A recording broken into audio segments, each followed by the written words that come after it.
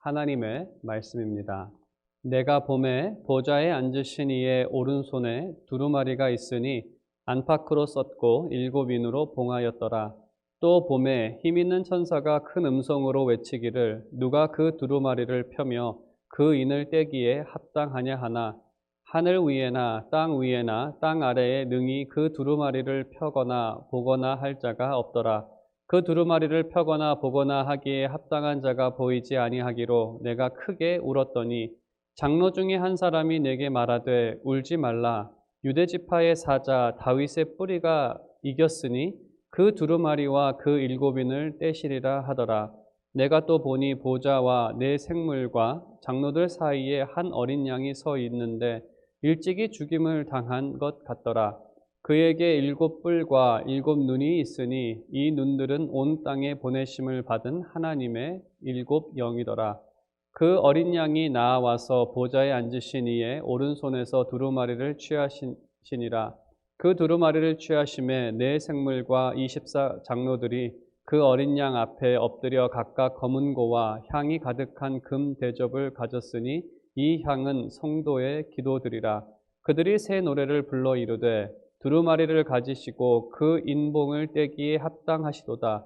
일찍이 죽임을 당하사 각 족속과 방언과 백성과 나라 가운데에서 사람들을 피로 사서 하나님께 드리시고 그들로 우리 하나님 앞에서 나라와 제사장들을 삼으셨으니 그들이 땅에서 왕노릇 하리로다 하더라.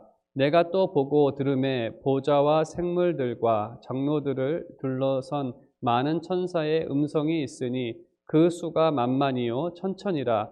그 큰 음성으로 이르되 죽임을 당하신 어린 양은 능력과 부와 지혜와 힘과 존귀와 영광과 찬송을 받으시기에 합당하도다 하더라. 내가 또 들으니 하늘 위에 땅 위에와 땅 아래와 바다 위에와 또 그 가운데 모든 피조물이 이르되 보좌에 앉으신 이와 어린 양에게 찬송과 존귀와 영광과 권능을 세세토록 돌릴지어다 하니 네 생물이 이르되 아멘하고 장로들은 엎드려 경배하더라. 아멘. 네, 오늘은 본문의 말씀을 가지고 두루마리, 사자와 어린 양이란 제목으로 하나님 말씀 증거하도록 하겠습니다. 우리가 꿈을 꿀 때 어떤 사물을 보고 직감적으로 아는 경우가 있습니다. 어떤 대학생이 제가 대학부 사역을 했을 때 그 대학생이 우리가 그룹 그냥 교제를 갖고 있는 그러한 상황에서 자신의 꿈에 개구리 가족이 등장했다고 합니다. 근데 그가 직감적으로 그 개구리가 우리 대학부에 있는 한 친구였다는 것을 알았고 그 옆에는 앞으로 결혼할 부인과 또 따라 나오는 애들이라는 것을 직감적으로 알았다는 것입니다.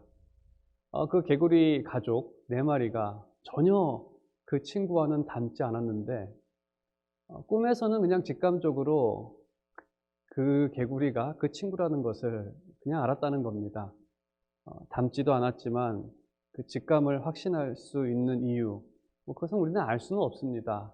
꿈이라는 것은 원래 그런 거기 때문에 특별히 해석할 수 있는 방법은 없습니다. 이 말씀을 드리는 것은 그 사도 요한의 환상에도 비슷한 일이 발생을 합니다. 어떤 사물을 보면서 그 사물이 전혀 실존 인물과 닮지 않았지만 직감적으로 안다는 것. 오늘 본문에서 두루마리를 보면서 내용을 읽지도 않고서 그 의미를 알고 직감적으로 그냥 반응해버리는, 그냥 울어버리는 그러한 반응. 또 사자와 죽임당한 어린 양을 보면서 직감적으로 주님이라는 것을 아는 것. 우리는 이러한 이 묘사들을 볼 때에 이것이 환상이라는 것을 염두에 두어야 합니다.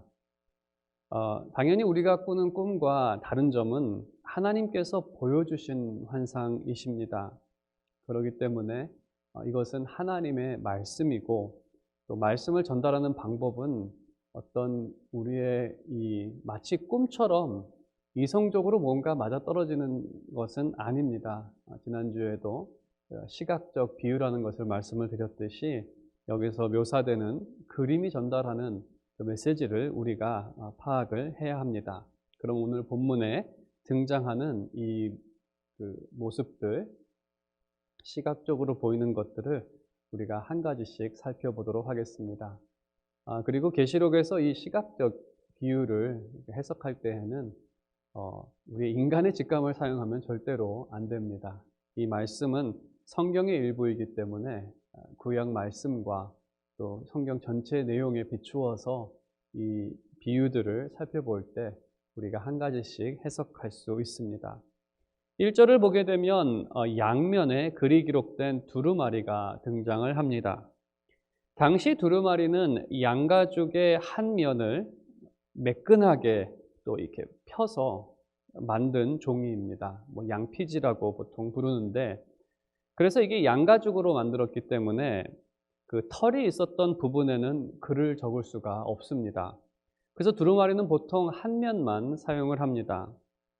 하지만 1절에 앞뒤 양면에 기록이 되었다는 것은 아주 독특한 양피지입니다. 성경에서는 제가 기억하기로는 유일하게 에스겔에서 이러한 두루마리가 등장을 합니다. 에스겔서 2장 9절에서 10절의 말씀을 보게 되면 이렇게 기록되어 있습니다.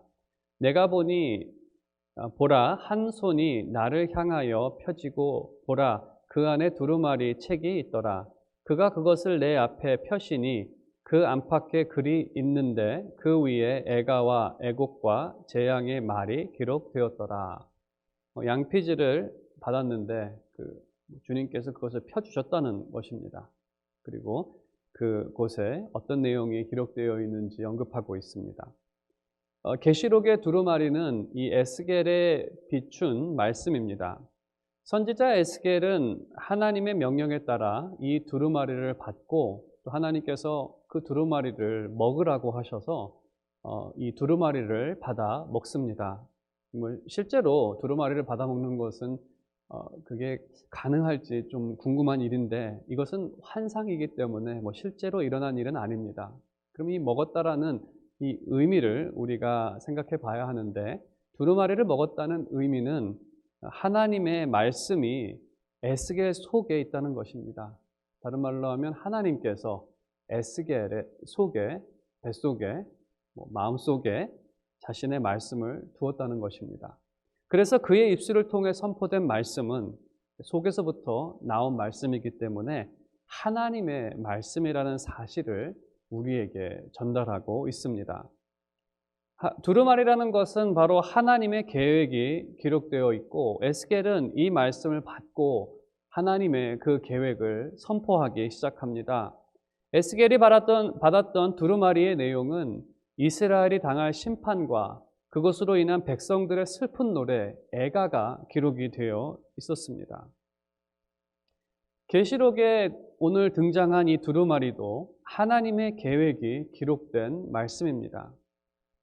그러면 어떠한 내용이 기록이 되었을까? 우리가 짐작해 본다면, 우리가 앞부분에 살펴보았듯이 이 말씀은 교회에게 주신 말씀입니다. 7교회에게 주신 말씀.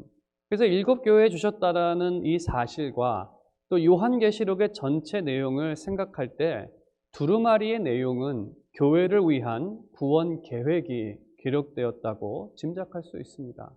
그리고 그것이 실제적으로 펼쳐보았을 때 그러한 내용을 담고 있고, 그 내용이 요한계시록에 기록이 되어 있습니다.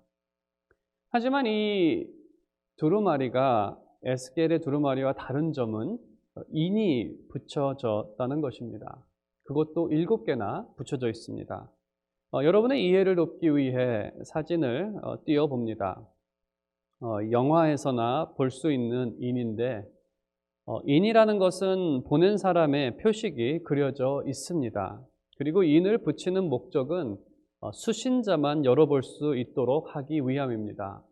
그래서 인이 끊어져 있으면 누가 미리 봤다는 것이 됩니다. 그래서 아무도 보지 못하게 하기 위해서 인을 붙여 놓습니다. 2절에 기록된 것처럼 한 천사가 이 인을 떼기에 합당한 사람을 찾습니다. 이 인을 떼기에 합당한 자라는 것은 자격이 되는 사람을 의미합니다. 이 인을 떼기에 자격이 되는 사람을 찾습니다. 에스겔의 두루마리는 말씀 선포만 하면 되었습니다. 그래서 합당한 자라면 글을 읽고 큰 소리로 말할 수 있으면 그 사람이 그 하나님의 두루마리 펼쳐주셨기 때문에 그 두루마리를 내용을 전달할 수 있습니다. 하지만 계시록의 두루마리를 받기에 합당한 자는 하나님의 말씀을 선포할 뿐 아니라 실행할 수 있는 사람이어야 합니다. 예를 들어서 말씀을 드리면 왕의 명령이 한 지방 관리에게 전달되었다고 가정해 보겠습니다. 그는 단순히 왕의 명령을 그 지역에 선포만 하는 것이 아니라 그 명령을 실행해야 합니다. 만일에 왜군의 침략을 막기 위해 성을 쌓으라는 명령, 성벽을 쌓으라는 명령이 하달됐다라고 한다면, 그 서신에 기록됐다라고 한다면 그 명령을 받은 사람은 이 명령을 백성들에게 선포해야 할 뿐 아니라 실행해야 합니다. 그래서 그에게는 왕의 권한도 있어야 하지만 그것을 실행할 만한 능력도 있어야 합니다. 계시록의 두루마리를 열 수 있는 사람, 여는 사람은 교회를 구원하는 일을 해야 하는 사람이라는 의미를 담고 있습니다. 우리가 2주 전에 살펴보았던 교회들의 배경을 한번 생각해 보겠습니다. 당시 교회가 핍박과 어려움 가운데 있었습니다. 어떤 교회들은 핍박과 어려움 가운데 몹시 힘들어하고 있었는데 이 모습은 마치 큰 바람 앞에 꺼져가는 촛불과 같은 모습이었습니다. 어떤 교회는 거짓 교사로 우상을 섬기는 모습이 나타나기도 했습니다. 어떤 교회는 첫사랑을 잃어버려서 참 삭막함이 있었던 교회도 있었습니다. 어떤 교회는 죽었다고 이름을 가진 교회도 있었습니다. 어떤 교회는 능력도 없으면서 교만하여서 주님 없이도 승리할 수 있다라는 착각 가운데 빠져 있었던 라오디게아와 같은 교회도 있었습니다. 이러한 교회들을 하나님께서 약속하신 나라로 인도할 수 있는 사람이 바로 두루마리를 열기에 합당한 사람이라는 것입니다. 하지만 본문에 기록된 것처럼 하늘 위에, 땅 아래 세상의 모든 것을 샅샅이 뒤져보아도 아무도 이러한 일을 할 수 있는 사람이 없었다는 것입니다. 이 인을 떼기에 합당한 사람을 찾지 못합니다. 그래서 4절에 기록된 것처럼 그 두루마리를 펴거나 보거나 하기에 합당한 자가 보이지 아니하기로 내가 크게 울었더니, 세례 요한은 아무도 찾지 못하는 그 모습을 보면서 크게 웁니다. 슬퍼합니다. 요한의 상황을 생각하면 왜 울었는지 이해할 수 있습니다. 사도 요한은 믿음으로 인해 핍박을 당하고 있었고 그는 반모섬에 갇혀 있었습니다. 학자들에 의하면 당시 그곳에는 강제 노동 수용소가 있었다고 합니다. 지금도 그 채석장이 있고 거기서 돌을 깎은 그러한 그 남아있는 모습이 있다고 합니다. 아마 추측하기로는 그는 핍박을 받고 강제 노동 수용소에서 채석장 일을 하면서 반모섬에 갇혔던 것으로 보입니다. 그의 소망은 한 가지입니다. 주님께서 약속하신 하나님의 나라가 이 땅 가운데 나타나는 것, 완성되는 것이었습니다. 하지만 그 역사를 완성할 수 없게 보이는, 완성할 수 있는 사람을 찾을 수 없었을 때, 완성할 수 없었을 때, 이룰 수 없다라고 보였을 때 슬퍼하게 된 것입니다. 바로 나라를 잃은 사람의 슬픔이 그에게 찾아온 것입니다. 저도 때로는 비슷한 슬픔에 빠질 때가 있습니다. 주변을 둘러보면 교회가 하나님의 나라를 나타내는 것, 그것을 바라고 그것이 우리의 소망이고 또 우리가 기도하며 간구하는 내용입니다. 하지만 그 나라를 세워야 할 교회들의 모습, 그리고 세상에 비치는 지도자들의 모습이 형편없이 나타날 때 하나님 나라에 대한 염원은 슬픔으로 이어집니다.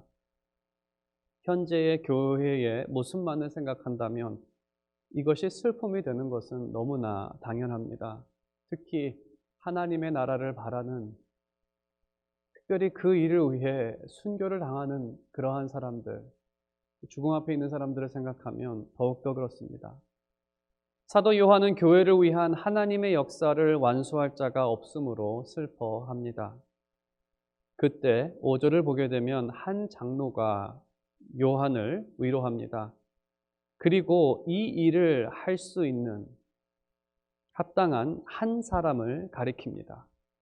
그는 본문에 기록된 것처럼 유다 지파의 사자, 바로 창세기 49장에 야곱이 예언한 한 왕, 하나님께서 일으키실 한 왕, 그리고 다윗의 뿌리로서 예언대로 다윗 왕의 후손으로 오신 분, 그 사람이 승리를 거두었기에 7인을 뗄 것이라고 말합니다. 그리고 그 말을 들은 요한은 자신의 고개를 들고 바라보았을 때 요한이 6절에 그 사자를 봤습니다. 그 사자를 보았을 때 그 모습은 죽임당한 어린 양의 모습이었습니다. 사자이면서 동시에 죽임당한 어린 양의 아주 역설적인 모습으로 묘사되고 있습니다. 참 잘 그려지지 않습니다. 으르렁거리는 이 사자와 이 힘없이 죽은 이 어린 양의 두 가지 모습이 이렇게 공존한다는 것, 참 역설적인 모습인데, 이것은 그 시각적 비유로서 어떤 의미를 전달하기 위해 우리에게 보여주는 그림들입니다. 이 묘사는 예수님께서 십자가에서 죽으심으로 승리했음을, 곧 죽음이 승리라는 이 역설적인 내용을 전달하기 위해 사용한 모습입니다. 신약 성경을 보게 되면 모든 사도들은 십자가를 승리로 보고 있습니다. 절대로 실패나 패배로 보고 있지 않습니다. 구약에서 말하는 하나님의 약속의 성취는 십자가 말고는 다른 방법으로 설명될 수 없습니다. 하나님께서 그들에게 하신 약속이 무엇입니까? 하나님께서 그들의 하나님이 되시고 백성은 하나님의 백성이 될 거라는 약속입니다. 하지만 하나님의 백성이었던 이스라엘의 역사 속에 그들이 하나님의 백성이 되지 못했습니다. 마귀의 백성이 되기로 작정했기 때문에 그들은 죄의 노예가 되었고 늘 사망의 그늘 아래 살았습니다.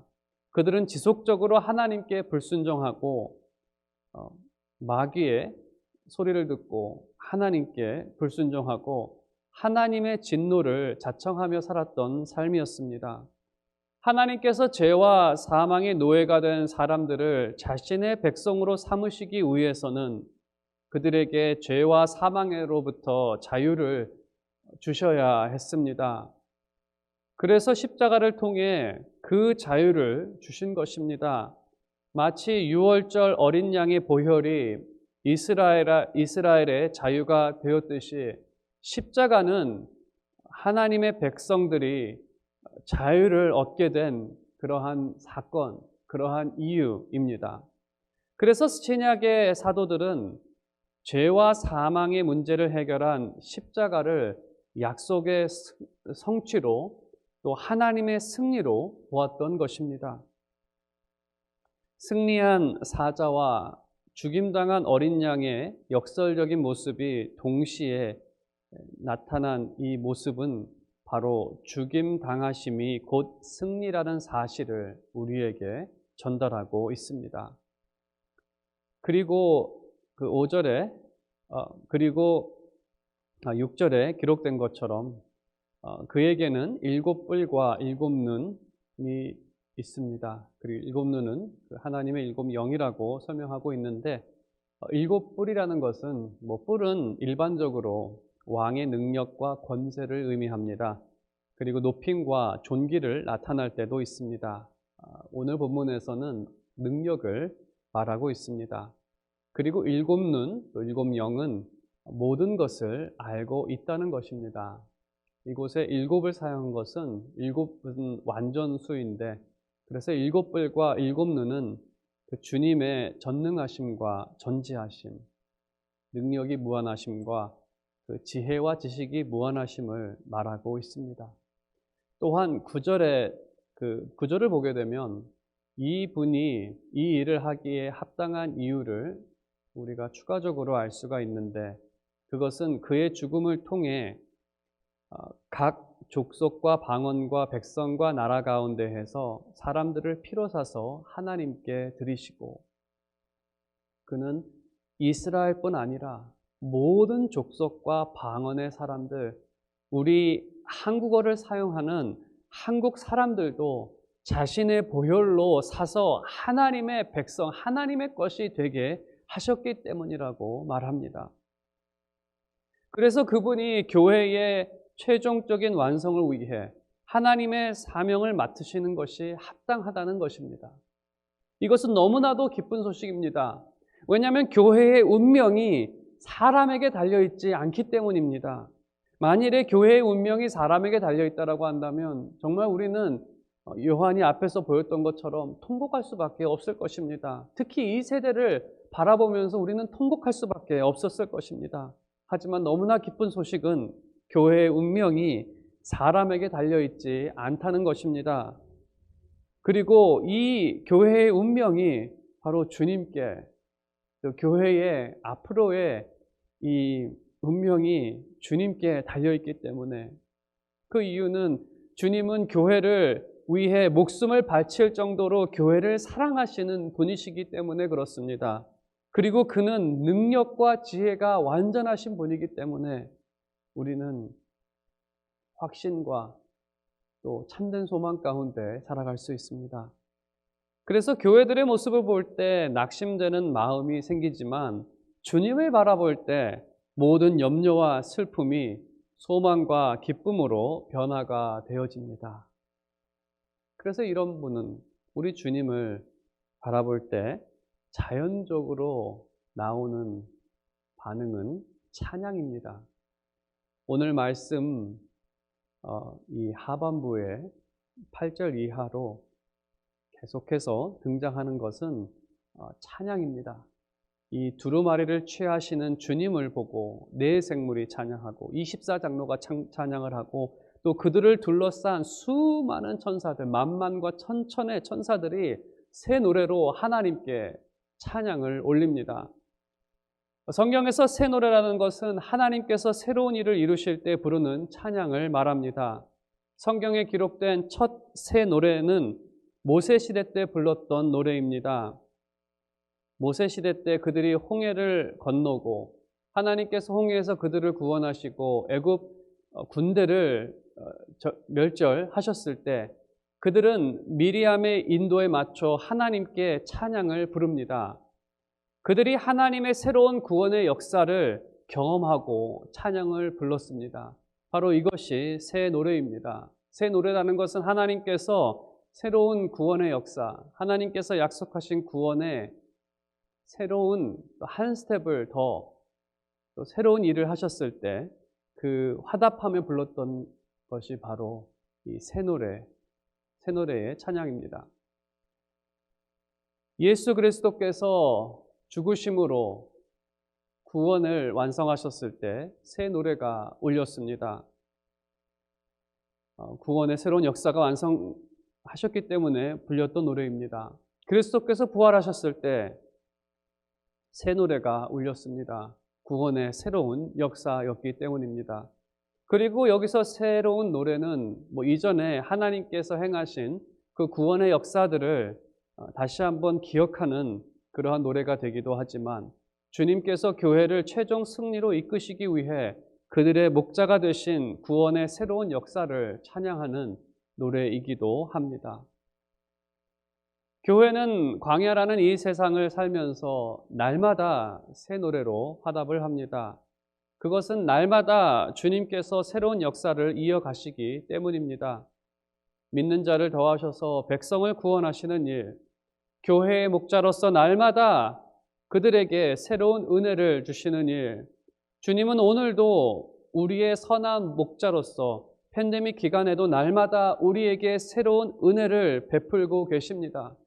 그리고 그 은혜로 인해 우리는 오늘 하루를 살고 또 우리는 그 은혜로 인해 날마다 소망 가운데 담대함을 가지고 이 세상을 살아갑니다. 그 은혜로 인해 우리가 날마다 새 노래로 화답하는 것은 너무나 합당한 모습입니다. 오늘 말씀의 결론을 맺도록 하겠습니다. 교회의 열악한 상황을 생각하며 슬픔이 발생하는 것은 당연합니다. 이 슬픔을 위로하고 새로운 소망 가운데 기뻐할 수 있는 이유는 교회는 사람이 이끄는 것이 아니라 주님께서 이끄시기 때문입니다. 그는 전지하시고 전능하신 하나님이십니다. 그리고 무엇보다도 교회를 사랑하시는 분이십니다. 우리는 하나님의 말씀을 듣고 이 세상을 바라볼 때마다 이 사실을 확인할 수 있습니다. 그리고 무엇보다도 우리는 그리스도께서 지신 그 십자가를 바라볼 때마다 우리를 향하신 그 사랑을 확신할 수 있습니다. 주님으로 인해 교회는 늘 새 노래로 찬양할 수 있습니다. 날마다 주님은 우리에게 새로운 은혜를 주시기 때문입니다. 그리고 그 은혜가 오늘도 우리를 최종 승리를 향해 날마다 기쁨과 즐거움으로 힘차게 전진하게 만듭니다. 진정으로 제가 바라는 것은 여러분 모두가 늘 주님을 바라며 소망하는 삶을 살기를 원합니다. 그래서 여러분의 삶이 평안과 위로 그리고 기쁨과 감사의 찬양으로 가득 넘치기를 주님의 이름으로 축원드립니다.